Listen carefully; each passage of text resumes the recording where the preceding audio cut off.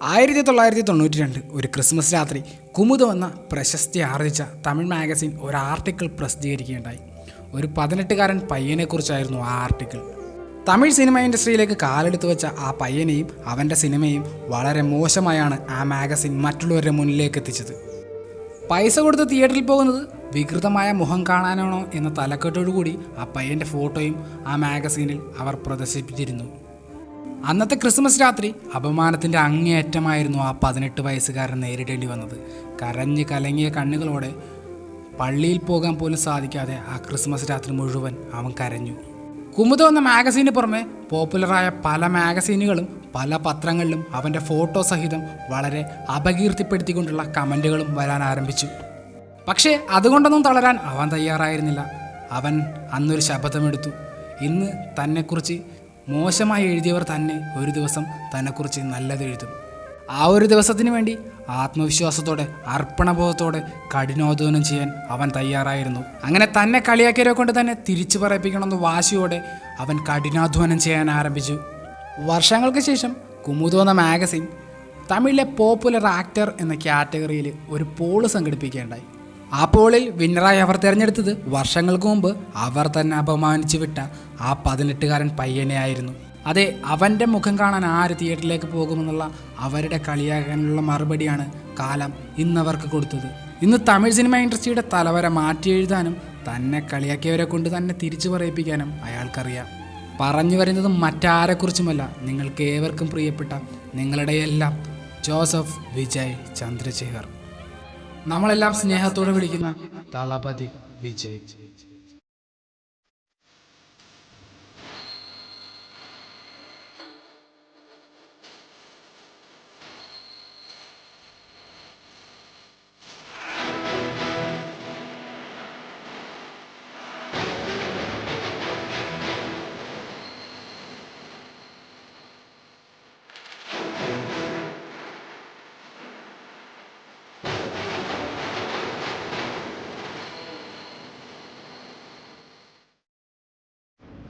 ആർപ്പ് വിളിക്കാനും ആരാധിക്കാനും ഇന്ന് അയാൾക്ക് പുറകിൽ ഒരുപാട് ആളുകളുണ്ട്. പക്ഷേ ഇതൊന്നും ഉണ്ടായിരുന്നില്ലാത്തൊരു കാലമുണ്ടായിരുന്നു ആ മനുഷ്യനെ.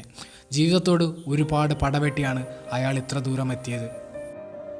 1974 ജൂൺ 22-നായിരുന്നു അദ്ദേഹം ജനിച്ചത്. ഡയറക്ടറും പ്രൊഡ്യൂസറുമായിരുന്ന എസ് എ ചന്ദ്രശേഖറിൻ്റെയും ശോഭ ചന്ദ്രശേഖറിൻ്റെയും മകനായിരുന്നു ജോസഫ് വിജയ്. ഒരു ലോവർ മിഡിൽ ക്ലാസ് ഫാമിലി ആയിരുന്നു അവരുടേത്. അദ്ദേഹത്തിൻ്റെ അമ്മയായിരുന്ന ശോഭ പ്ലേബാക്ക് സിംഗറായിരുന്നു. അവർ പാടി അവർക്ക് ശമ്പളം കിട്ടിയിരുന്നത് 100 രൂപയായിരുന്നു. ആ 100 രൂപ കൊണ്ടായിരുന്നു അവരുടെ ഒരു ദിവസത്തെ ജീവിതം കഴിഞ്ഞു പോയിരുന്നത്. അങ്ങനെ ഇരിക്കുമ്പോഴാണ് ആ കുടുംബത്തിലേക്ക് മറ്റൊരു അതിഥി കൂടി കടന്നു വരുന്നത്. അതെ, അദ്ദേഹത്തിനൊരു കുഞ്ഞനുജത്തി ജനിക്കുന്നു. വീട്ടിലെങ്ങും സന്തോഷവും ആഹ്ലാദവും അലയടിക്കുന്നു. മറ്റെന്തിനേക്കാളും ആ മനുഷ്യൻ തൻ്റെ അനുജത്തിയെ സ്നേഹിച്ചിരുന്നു. പക്ഷേ പെട്ടെന്നാണ് അത് സംഭവിച്ചത്. ജനിച്ച് 2 വർഷങ്ങൾക്ക് ശേഷം തൻ്റെ അനുജത്തിയായിരുന്ന വിദ്യ മരണപ്പെടുന്നു. അനുജത്തിയുടെ മരണം അദ്ദേഹത്തെ വല്ലാതെ തളർത്തി. ഇനി എന്ത് ചെയ്യണമെന്ന് പോലും അറിയാതെ ഒരു കുട്ടിയായി അദ്ദേഹം മാറുന്നു. ഡിപ്രഷൻ്റെ വഴിവക്കിലേക്ക് വഴുതി വീഴുന്ന ഒരവസ്ഥയിലേക്ക് കുഞ്ഞു വിജയ് മാറിക്കൊണ്ടിരിക്കുകയായിരുന്നു. ഒരുപാട് സംസാരിച്ചിരുന്ന ഒരുപാട് ആക്റ്റീവായിരുന്നൊരു കുട്ടി പെട്ടെന്ന് സൈലൻ്റായി മാറുന്നു. ആരോടും മിണ്ടാതെ ആരോടും സംസാരിക്കാൻ കഴിയാതെ ഒരു മൂലയിലേക്ക് ഒതുങ്ങിക്കൂടുന്നു. തൻ്റെ അനുജത്തിയുടെ മരണം അത്രത്തോളം അദ്ദേഹത്തെ തളർത്തിയിരുന്നു. അങ്ങനെ ഇരിക്കുമ്പോഴാണ് അച്ഛൻ നിർമ്മിക്കുന്ന ഒരു സിനിമയിൽ ഒരവസരം കൊടുത്താൽ അവൻ്റെ ഏറെക്കുറെ വിഷമങ്ങളെല്ലാം മാറി ആക്റ്റീവ് ആകുമെന്ന് കരുതി ഒരു സിനിമയിൽ അഭിനയിപ്പിക്കാൻ നിർബന്ധിതനാവുന്നു. അങ്ങനെ 1984 വെട്രി എന്ന സിനിമയിൽ തൻ്റെ 10ാമത്തെ വയസ്സിൽ വിജയ് അരങ്ങേറ്റം കുറിക്കുന്നു. അഭിനയിക്കുമ്പോൾ മാത്രം ആക്റ്റീവ് ആകുകയും അതിനുശേഷം വീണ്ടും പഴയ അവസ്ഥയിലേക്ക് പോവുകയും ചെയ്യുന്ന വിജയെ സങ്കടത്തോടെയാണ് അച്ഛനായിരുന്ന ചന്ദ്രശേഖർ നോക്കിക്കൊണ്ടിരുന്നത്. പിന്നെയും വർഷങ്ങൾ കൊഴിഞ്ഞുപോയി. വിജയ് കോളേജിൽ പഠിക്കുന്ന കാലമെത്തി. ചെന്നൈയിലെ ലൊയോള കോളേജിൽ വിഷ്വൽ കമ്മ്യൂണിക്കേഷൻ പഠിച്ചുകൊണ്ടിരിക്കുമ്പോഴാണ് വിജയ്ക്ക് മറ്റൊരു ആഗ്രഹം ഉണ്ടാകുന്നത്. എന്തുകൊണ്ട് തനിക്കും ഒരു ആക്ടറായി മാറിക്കൂടാ? അങ്ങനെ വിജയ് തൻ്റെ അച്ഛനോട് ഈ ആഗ്രഹം അറിയിക്കുന്നു. അച്ഛൻ അതിൻ്റെ ദൂഷ്യവശങ്ങളെക്കുറിച്ച് പറഞ്ഞു കൊടുത്തെങ്കിലും വിജയ്ക്ക് ആ ആഗ്രഹം അവിടെ തന്നെ ഉപേക്ഷിക്കാൻ കഴിയുമായിരുന്നില്ല. അയാൾ അതുമായി മുന്നോട്ട് പോകാൻ തീരുമാനിക്കുന്നു. അങ്ങനെ അച്ഛൻ നിർമ്മിക്കുന്ന നലയെ തീർപ്പെന്നൊരു സിനിമയിൽ വിജയ് ആദ്യമായിട്ട് അഭിനയിക്കുകയാണ് ഒരു നായകനായി. പക്ഷേ അതിനുശേഷം സംഭവിച്ചതെല്ലാം അയാൾക്ക് മറക്കാൻ പോലും സാധിക്കുന്നതായിരുന്നില്ല. കാരണം ആ ഒരു സിനിമയ്ക്ക് ശേഷം അയാൾ നേരിടേണ്ടി വന്നിരുന്നത് ഒരുപാട് ചോദ്യങ്ങളായിരുന്നു. അയാളെ ഒരുപാട് പേർ അവഗണിക്കുകയും അവഹേളിക്കുകയും ചെയ്തു. പക്ഷേ അതൊന്നും കേട്ട് തളരാൻ അയാൾ തയ്യാറായിരുന്നില്ല. അന്നത്തെ കാലത്ത് നിലനിന്നിരുന്ന മുൻനിര മാധ്യമങ്ങളെല്ലാം തന്നെ അയാളെ കളിയാക്കിക്കൊണ്ട് മുന്നോട്ട് വരാൻ ആരംഭിച്ചു. പക്ഷേ കളിയാക്കലുകൾക്ക് പിന്തിരിഞ്ഞോടാൻ അയാൾ തയ്യാറായിരുന്നില്ല. അയാൾ പതിയെ പതിയെ പല സിനിമകളിൽ അഭിനയിച്ചു. അന്നത്തെ കാലത്ത് നിലനിന്ന ഒരു റൊമാൻറ്റിക് ഹീറോയി മാറാൻ വിജയ് എന്ന നടന് സാധിച്ചു. പതിയെ പതിയെ തന്നെക്കുറിച്ച് മോശം പറഞ്ഞവരെല്ലാം നല്ലത് പറയാൻ ആരംഭിച്ചു. അന്നത്തെ കാലത്ത് ഇറങ്ങിയ തുള്ളാത്ത മനവും തുള്ളു എന്ന സിനിമ വലിയ ഹിറ്റായി മാറിയതോടെ വിജയ് എന്ന നടന് വലിയ സ്വീകാര്യതയാണ് തമിഴ്നാട്ടിൽ ലഭിച്ചത്. ഇതോടുകൂടി തമിഴ്നാട്ടിലെ സിനിമ ഇൻഡസ്ട്രി മേഖലയിൽ തൻ്റേതായ ഒരു സ്ഥാനം ഉറപ്പിക്കാൻ വിജയ് എന്ന നടന് സാധിച്ചു. അതോടൊപ്പം വലിയ രീതിയിലുള്ള ഒരു ആരാധക കൂട്ടത്തെ സൃഷ്ടിച്ചെടുക്കാനും അദ്ദേഹത്തിന് സാധിച്ചു. അതിനുശേഷമായിരുന്നു ഗില്ലി എന്ന സെൻസേഷണൽ ഹിറ്റ് ദളപതി വിജയ്ക്ക് കിട്ടുന്നത്. ഇതോടുകൂടി അയാളുടെ ആരാധക കൂട്ടം തമിഴ്നാട്ടിൽ മാത്രം ഒതുങ്ങാതെ കേരളത്തിലും കർണാടകയിലേക്കും ആന്ധ്രയിലേക്കൊക്കെ വ്യാപിക്കാൻ ആരംഭിച്ചു. ഗില്ലി എന്ന സിനിമ ആഫ്റ്റർ രജനീകാന്ത് 500 മില്യൺ എന്ന മാജിക്കൽ ഫിഗർ കളക്ഷനിൽ ക്രോസ് ചെയ്യുകയുണ്ടായി. അതിനുശേഷം രജനീകാന്തിന് പകരം ആരെന്നുള്ള ചോദ്യത്തിന് മറ്റൊരു പേര് തിരയേണ്ട ആവശ്യം തമിഴ് ഇൻഡസ്ട്രിക്ക് വന്നിട്ടേയില്ല.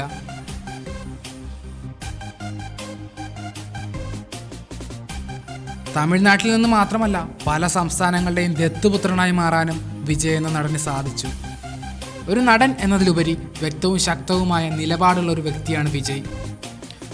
അതിനൊരു ഉദാഹരണം പറയുകയാണെങ്കിൽ തമിഴ്നാട്ടിൽ തിരഞ്ഞെടുപ്പ് നടന്ന കാലം പെട്രോളിന് വില കൂടുകയുണ്ടായി. ആ സമയത്ത് സ്വന്തമായി കാറുണ്ടായിട്ട് പോലും കാറിൽ വരാതെ സൈക്കിളിൽ വന്ന് തൻ്റെ പ്രതിഷേധം മറ്റുള്ളവരുടെ മുന്നിൽ അവതരിപ്പിച്ച വ്യക്തിയാണ് വിജയ്. കേരളത്തിൽ പ്രളയമുണ്ടായപ്പോഴും സഹായദാനവുമായി അയാൾ മുന്നിട്ട് തന്നെ ഉണ്ടായിരുന്നു. അയാളിലെ നടനെ വെറുക്കുന്നവരുണ്ടാകാം, പക്ഷേ അയാളിലെ വ്യക്തിത്വത്തെ വെറുക്കുന്നവർ ഉണ്ടാവാൻ സാധ്യതയില്ല. കാരണം അത്രയും നല്ലൊരു വ്യക്തിത്വമാണ് അയാൾക്കുള്ളത്. പണ്ട് പലരും പുച്ഛിച്ചു തള്ളിയ ആ നടൻ ഇന്ന് തമിഴ്നാടിൻ്റെ ബ്രാൻഡാണ്. അയാളുടെ ഒരു സിനിമയ്ക്ക് പോസിറ്റീവ് വന്നാൽ തീരാവുന്ന റെക്കോർഡുകൾ മാത്രമേ ഇന്ന് തമിഴ്നാട്ടിൽ നിലനിൽപ്പുള്ളൂ. പിന്നെ ഹേറ്റേഴ്സ് പറഞ്ഞു നടക്കുന്നൊരു കാര്യമുണ്ട്. വിജയ് എന്ന നടൻ നെപ്പോട്ടിസത്തിൻ്റെ ഭാഗമാണ്. അച്ഛൻ ഡയറക്ടറും പ്രൊഡ്യൂസറും ആയതുകൊണ്ടാണ് അയാൾ നടനായതെന്ന് ഒരു ഇൻ്റർവ്യൂവിൽ അദ്ദേഹത്തിനോട് തന്നെ ഈ ചോദ്യം ചോദിക്കേണ്ടായിരുന്നു. അപ്പോൾ അദ്ദേഹത്തിൻ്റെ മറുപടി ഇങ്ങനെയായിരുന്നു: ഒരു കുട്ടി ജനിച്ചതിന് ശേഷം അതിന് നടക്കാൻ വേണ്ടി ചില ഫാമിലി അതിനൊരു കളിപ്പാട്ടം വാങ്ങിക്കൊടുത്തു. പക്ഷേ എല്ലാ കുട്ടികൾക്കും ആ കളിപ്പാട്ടം കിട്ടണമെന്നില്ല. ആ കളിപ്പാട്ടം കിട്ടിയാലും ഇല്ലെങ്കിലും ഒരു കുട്ടി ജനിച്ചാൽ അത് നടക്കുക തന്നെ ചെയ്യും. ഞാനെന്ന കുട്ടിക്ക് ആ കളിപ്പാട്ടം കിട്ടുകയുണ്ടായി. പക്ഷേ അത് കിട്ടാതെ ഫീൽഡിൽ വന്നവരുമുണ്ട്. പക്ഷേ ഈ ഫീൽഡിൽ പിടിച്ചു നോക്കണമെങ്കിൽ കഴിവ് വേണം. ആ കഴിവ് എനിക്കുണ്ടെന്നാണ് ഞാൻ വിശ്വസിക്കുന്നത്. അതുകൊണ്ട് തന്നെയാണ് ഇങ്ങനെ ഒരു നിലയിലെത്താൻ എനിക്ക് സാധിച്ചത്. ആ മനുഷ്യൻ പറഞ്ഞത് വളരെ ശരിയാണ്. നെപ്പോട്ടിസം ആണെങ്കിൽ കൂടിയും ഒരാൾക്ക് കഴിവുണ്ടെങ്കിൽ മാത്രമേ അയാളെ ഉയർത്തിപ്പിടിക്കാനും അയാളെ ആരാധിക്കാനും ആളുകളുണ്ടാവൂ. കഴിവില്ലാത്ത ഒരാളെ ആരാധിക്കേണ്ട കാര്യം ഇവിടെയുള്ള ആർക്കുമില്ല.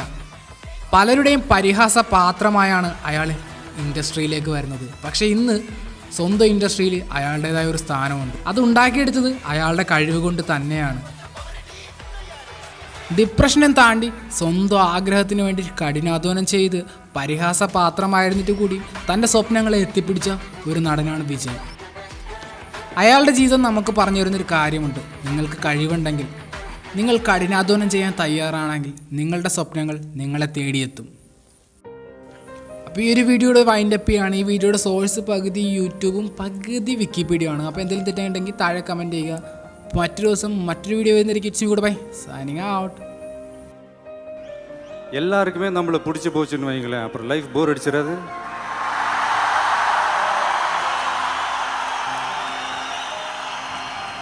அப்புறம் நீங்கள் யாருக்காக என்ன சாதிப்பீங்க, யாரை சந்தோஷப்படுத்துவீங்க?